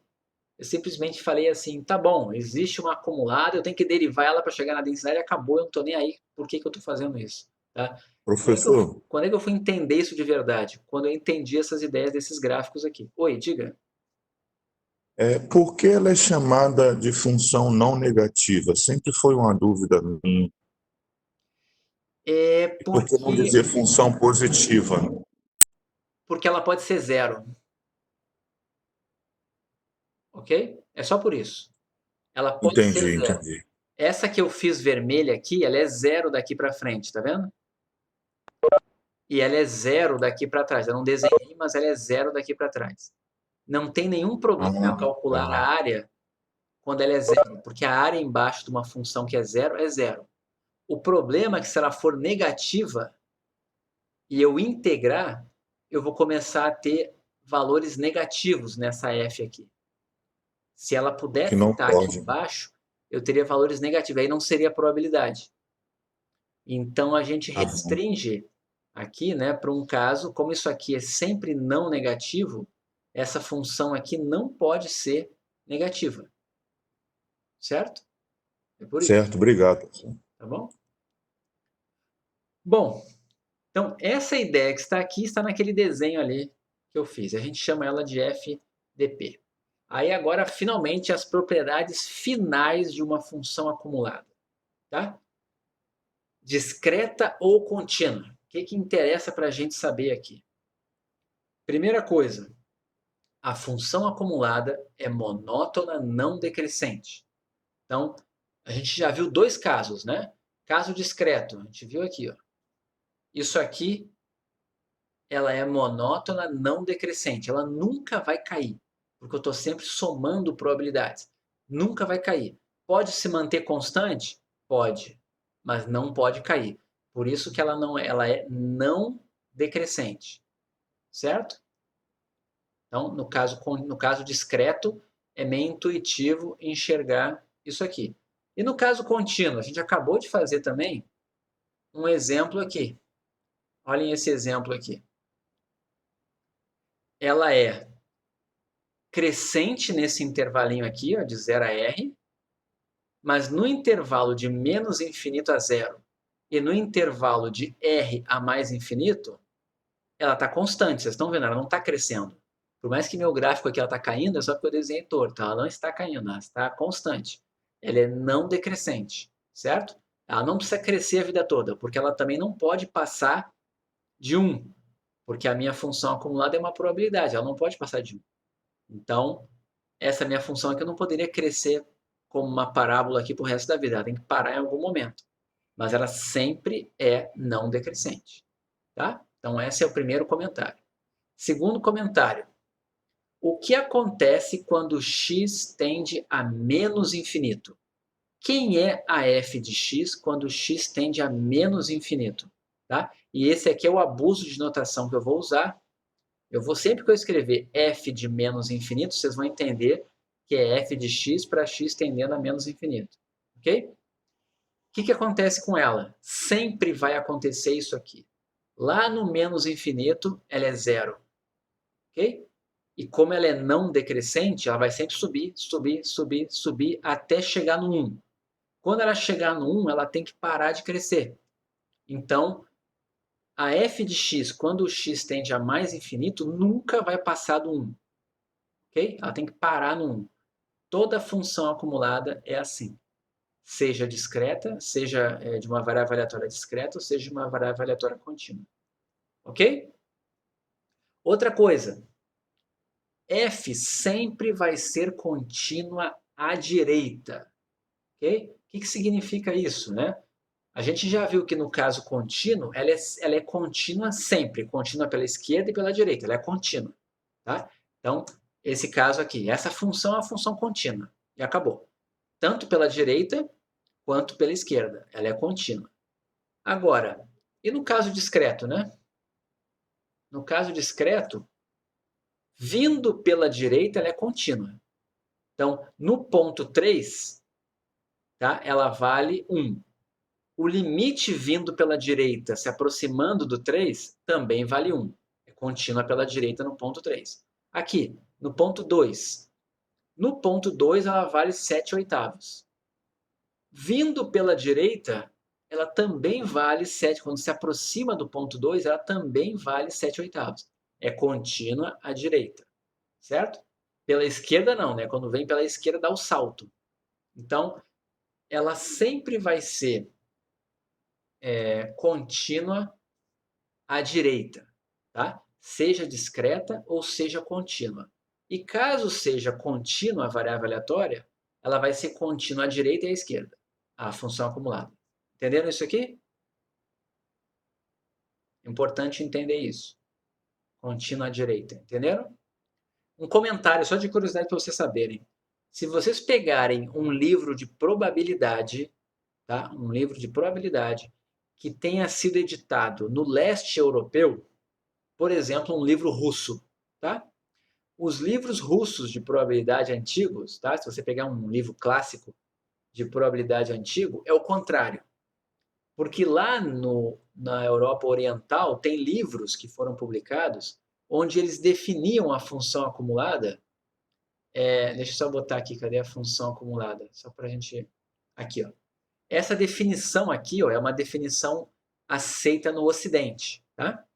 Mas, em alguns países, eles definiam esse evento aqui como menor, não menor igual, como menor. E eles faziam a função acumulada contínua à esquerda, dando saltos para quem vem da direita. Okay? Então, se você pegar um livro de probabilidade ucraniano ou russo antigo, você vai ter problema para estudar. Isso já aconteceu comigo. Tá? Quando eu cheguei aqui no Rio para fazer mestrado, eu fui na biblioteca pegar um livro de probabilidade, estava olhando e achei um livro interessante e fui estudar por ele. Parei logo no começo, porque ele era definido assim. E aí meu cérebro estava fundindo, não conseguia entender, era por causa disso. Tá? Mas os livros que vocês têm aqui hoje em dia, todos têm assumem que ela é contínua à direita. Tá? Agora, outras duas coisas. Quando você tem uma função acumulada que é derivável, certo? Ou seja, imagina que ela lembra que a função contínua e derivável, né? Uma função contínua ela vai ser derivável desde que ela não tenha os bicos, né? Então, onde a f for derivável, você vai poder derivar ela para encontrar a densidade. Então, no caso contínuo aqui, você vai encontrar a densidade simplesmente derivando a função acumulada nos pontos em que ela for derivável. Tá? E eu vou ainda hoje dar um exemplo do por que importa esse ponto aqui em que ela é derivável. Tá? Eu vou explicar para vocês. E a última coisa que é propriedade dela é isso aqui. Se a f maiúscula é uma função de distribuição válida, então sempre vai existir uma variável aleatória que tem essa função de distribuição. Isso é uma coisa curiosa, tá? É como se eu dissesse assim, se você conseguir escrever para mim uma função acumulada, eu provo para você que existe alguma variável aleatória nesse mundo que tem essa distribuição aí. Essa distribuição de probabilidade. É mais ou menos isso. É uma coisa bem forte, tá? Mas é verdade. Aceitaram essas propriedades aqui? Não vou perguntar se entenderam, tá? Mas se aceitaram, tá? Ok? Vocês aceitam isso aqui? Faz sentido? Então tá. Isso vocês vão usar para a vida toda, tá? A graduação inteira, esse conceito aqui vai ser importante, tá? Eu vou falar desse aqui rapidinho, tá? Eu vou fazer desse aqui porque ele é justamente o exemplo 16. Eu vou fazer o exemplo 16 antes do resto, tá? Então, vou voltar para cá e vou fazer o exemplo 16. O que é o exemplo 16? Ele está dizendo para você pegar o exemplo 15 e encontrar a densidade associada a essa variável aleatória aqui, a função densidade de probabilidade, a FDP. Ok? E eu vou usar o quê? Eu vou usar essa relação aqui. Ó. Tá? Então, vamos lá. A gente está com essa função aqui. A gente está com esse gráfico, essa função aqui, né? E com esse gráfico aqui. E o que eu quero? eu quero agora, vamos descer mais aqui, vamos botar em preto, voltar para o preto. Eu estou agora no exemplo 16 e eu quero encontrar f de x. Como que eu vou fazer para encontrar f de x? Tá? Para encontrar f de x, eu vou usar exatamente o que está escrito aqui. Ó.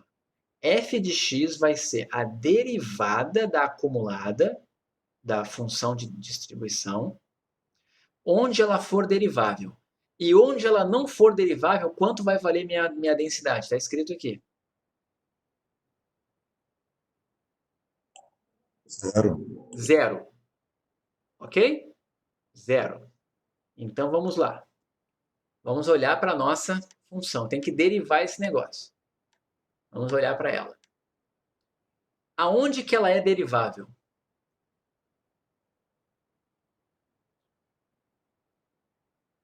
Não se preocupe. 0 e 1. Eu não vou focar o meu curso aqui em coisas do tipo assim, encontre os pontos em que ela não é derivável. Isso é cálculo, tá legal? Eu vou fazer só casos que são bem óbvios, tá bom? Mas nesse exemplo, somente nesse pontinho aqui, ó, que ela não é derivável, concordam? Somente nesse ponto aqui, ó. Tá claro? No ponto R, ela não tem derivada. É o bico, exatamente. É o bico dela.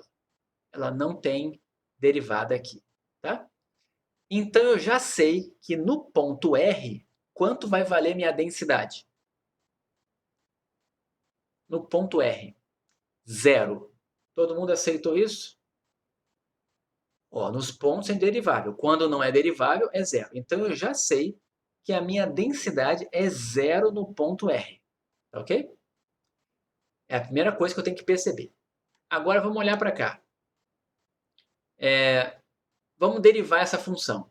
Quando x é menor do que 0, ela é derivável. Qual é a derivada de 0? 0. Ok? Então, eu estou dizendo o quê? Que a minha densidade, primeira coisa, eu já sei que ela é 0, certo? Isso aqui depois eu vou mexer, tá? Mas eu estou dizendo que ela é 0 para x menor do que 0. Já descobri isso aqui. Ok? Vamos olhar agora o segundo pedaço. Quando o x está no intervalo 0 a r, quanto que vai valer a minha densidade? Qual é a derivada disso aqui? Com relação a x. 2x sobre r ao quadrado. 2x sobre r ao quadrado. Então, vamos voltar para cá. Então, ela vai ser 2x sobre r ao quadrado para 0 menor ou igual a x. Agora vem a questão aqui. Lá na função acumulada, estava escrito assim, lá na acumulada, certo? Estava assim. Mas a gente acabou de ler aqui que se ela não for derivável, eu tenho que botar 0. Então, na verdade, eu tenho que tirar esse pontinho aqui. Ó. Entenderam? Tá? E por fim, faltou só um caso. Quanto vale a minha densidade para quando o x é maior do que r? Ela vale, a derivada de 1 é quanto? 0. Ok? Espera aí que deu uma... Ela vale 0. Espera aí, gente. Deixa eu descer mais rápido com o dedo aqui, que eu faço mais rápido. Então, ela vai valer 0 para o x maior do que r, tá? Aí faltou o ponto R, né? O ponto R, aqui ela vale isso aqui no R, até o R sem contar o R. Depois do R também é 0, mas eu já sei que no ponto R, eu vou até fazer assim, eu vou fazer de um jeito que as pessoas não costumam fazer, tá? Mas eu vou botar aqui que ela é 0 quando x é exatamente r. Não é comum escrever desse jeito que eu estou fazendo aqui, tá, gente? Não é comum. Eu só estou fazendo assim para vocês entenderem o raciocínio, tá? Então, isso daqui seria uma função aqui. Vamos descer, que depois eu vou resumir ela, tá? Nunca escrevam assim, tá? Isso aqui é para fins didáticos, tá? Olhem o que eu acabei de descobrir. Ela vale 2x sobre r ao quadrado, nesse intervalo, e 0 caso contrário, certo?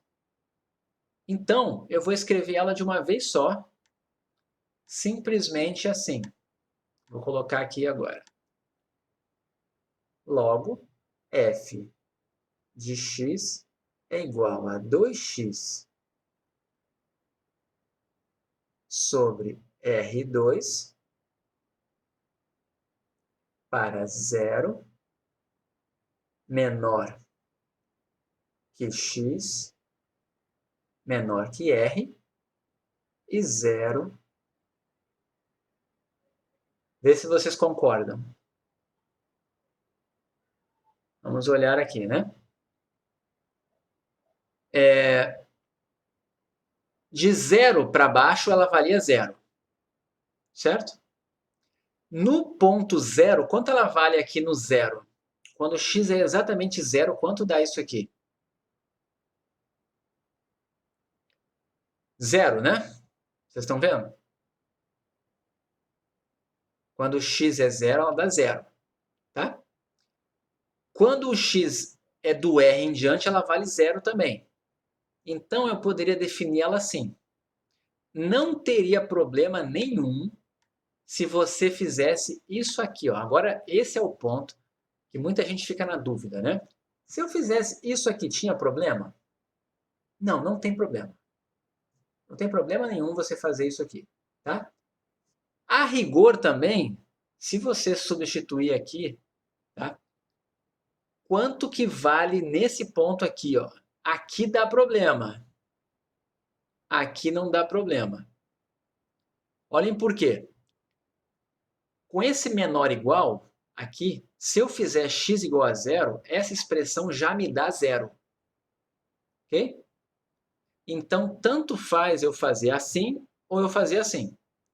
Eu posso fazer assim ou assim, que dá 0 do mesmo jeito. Concordam comigo? Agora, o que acontece desse lado aqui? Se eu colocar do jeito que está, quanto que vale a minha densidade no ponto R? Quanto que ela vale? No ponto R. 0. Mas se eu colocar menor ou igual aqui, quanto ela vai valer no ponto R se eu fizer isso aqui, ó? Quanto ela vai valer? Vai valer 0? Não vai valer 0, dá diferente, concordam? Dá diferente. Então, vai fazer diferença somente nos pontos em que eu tenho esse bico aqui, o ponto que não é derivável, tá? Agora o seguinte, tá, gente? Isso que eu acabei de mostrar para vocês aqui, desse do bico e desse pontinho aqui, é algo que é teórico, tá? E que se você pegar o livro do Ross, ele vai passar batido, ele vai botar aqui menor igual ou igual, tanto faz. Por quê? Porque nos exercícios que a gente vai trabalhar, não vai fazer diferença. Porque para fins de integral, tá legal? Eu vou fazer integrais com essa função aqui, ó. Tá? E quando você integra uma função, tanto faz se você integrou até o ponto R ou até o ponto R, mas intervalo aberto. Tá? Então, o que eu estou dizendo aqui é o seguinte. Tá? Se eu pedisse isso aqui para vocês, ó, calcule probabilidade de x menor ou igual a A. Tá? E pedisse probabilidade de x menor do que A, vocês vão chegar na mesma integral, certo? Porque a área de menos infinito ao ponto A, incluindo o ponto A, e a área de menos infinito ao ponto A sem incluir o ponto A é a mesma. Então, para fins de cálculo de probabilidade, dá no mesmo você definir aqui, botando menor igual, não colocando, não vai fazer diferença nenhuma na conta. Mas, teoricamente, a densidade, às vezes você vai ter essa dúvida se tem que botar o ponto ou não, é isso aqui. Tá? Mesmo com bicos no meio, a integral vai dar a mesma. Tá? A integral vai dar exatamente a mesma. Você consegue chegar na integral sem problema. O problema é chegar na derivada. Tá? Então, assim, eu acabei de dar para vocês uma intuição de algo que tem no Barry James, que é teórica, tá? Mas que em termos práticos não vai fazer diferença na nossa vida. Então, assim, se você lá na prova ou na vida escrever uma densidade e botar aqui menor igual ou aqui menor, não vai fazer diferença nenhuma nas suas previsões, nas suas análises, não vai fazer diferença nenhuma. Exceto se você estiver numa aplicação muito avançada de alguma coisa, tá? Num modelo bem complexo, pode ser que esses pequenos detalhes façam diferença. Mas eu digo para vocês, na graduação, eu acho que não vai ter nenhuma aplicação que vocês vão fazer que vai fazer diferença isso. Mas eu estou ensinando da maneira que é a maneira que está no livro. Tá? Só que o próprio livro ensina assim e depois ele ignora, porque ele não está preocupado num nível de introdução à probabilidade. Tá?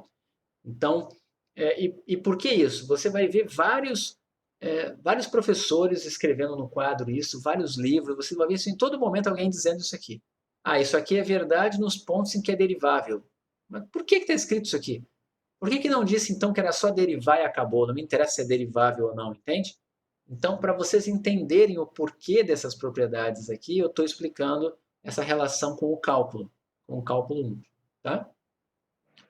E espero que vocês tenham entendido isso que eu falei aqui, tá? Essa intuição. Se não entendeu, tenta ver de novo. Depois vai estar gravado, você pode pausar e assistir de novo. Tá? Dúvidas? Eu sei que vocês talvez tenham dúvidas dessa parte aqui, mas se você conseguiu assim entender a intuição quando eu estava falando, já é uma grande coisa, tá? Porque você não encontra essas coisas assim exatamente no livro. Ela está dita lá matematicamente, mas não tem essa coisa de, vamos dizer assim, esse paralelo com o cálculo. Eu acho que isso que é o importante, que é algo que para mim fez muita diferença eu não ter tido isso quando eu estava aprendendo. Então eu acho que isso ajuda vocês, tá? Então por isso que eu estou falando aqui, ok? E não tem nada de, eu não estou dando nada extra, tá? Isso aqui tudo é do conteúdo da disciplina. Eu só estou dando a intuição. Dúvidas até aqui?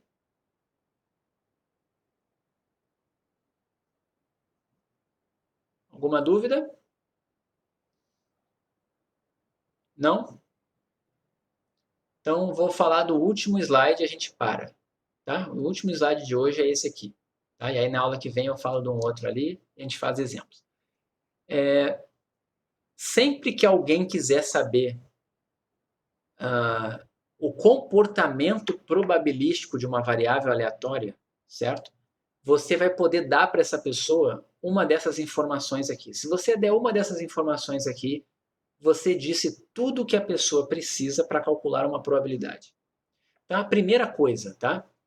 É função de distribuição, ou seja, a função acumulada que a gente aprendeu, a FD ou FDA, tá?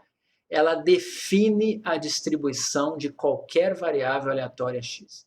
Então, se você tem a função acumulada, você sabe tudo sobre qualquer variável aleatória em termos de probabilidade. Calcula qualquer probabilidade. Se alguém te der a densidade, a função densidade e probabilidade, você tem tudo o que você precisa, desde que a sua variável aleatória seja contínua. Ok? E se alguém te der a função de probabilidade, você tem tudo o que você precisa para calcular as probabilidades de uma variável aleatória discreta. Então a gente usa essa expressão aqui. A função acumulada define a distribuição. A densidade define a distribuição. E a função de probabilidade define a distribuição. A gente usa essa expressão para dizer que basta ter elas que você tem todo o comportamento probabilístico da variável aleatória associada. E esses 3 nomes aqui, vocês têm que internalizar eles. Função de distribuição, função densidade de probabilidade e função de probabilidade. E os apelidos, certo? Então, apareceu FD, apareceu FDA, apareceu função acumulada, sabe que é tudo a mesma coisa. Aqui, a densidade, a função densidade, a FDP é a mesma coisa. E aqui também. Cadê a função massa de probabilidade? É a função de probabilidade. Tá? Tem que saber esses nomes todos aqui, internalizar, porque vocês vão ver cada livro falando de um jeito, cada professor falando de um jeito. Tá? Eu vou tentar variar o linguajar aqui para vocês se acostumarem com todos eles. Tá bom? Bom, deixa eu parar então por aqui. Deixa eu ver se tem algum exemplo aqui. Esse aqui eu não vou dizer para vocês fazerem ainda não. Vou fazer vocês fazerem esse aqui na aula que vem, a gente faz junto. Na sexta-feira a gente faz durante a aula. Se quiser testar, precisa desse conceito aqui, mas pode testar. Caso você já tenha uma noção aqui, pode testar o 17, mas eu vou começar dele na aula que vem. É o último slide aqui desse arquivo. Tá bom? Na semana que vem, eu estou pensando em fazer aquele testezinho com vocês lá no Moodle, tá? Eu tenho que aprender a cadastrar as perguntas, eu vou ver como é que eu vou fazer. Mas a minha ideia é tentar fazer ele na terça-feira, tá? Mas eu vou ter certeza disso só na sexta. Se ele não for na terça, ele será na sexta da semana que vem. Lembrando, eu sei que tem aqueles poréns, eu sei que tem gente que na hora da aula não vai estar aqui, vai ter um problema aqui, assim assado, não importa. A gente conversa sobre esses detalhes depois, mas a princípio eu vou gastar um tempinho da aula de terça da semana que vem para vocês fazerem ele, tá bom? Se não conseguir fazer na hora da aula ou tiver um problema, vai ter um tempo para fazer extra também, e aí a gente conversa. Tá legal? Eu vou parar a minha gravação aqui, tá? E aí a gente continua caso alguém queira tirar alguma dúvida.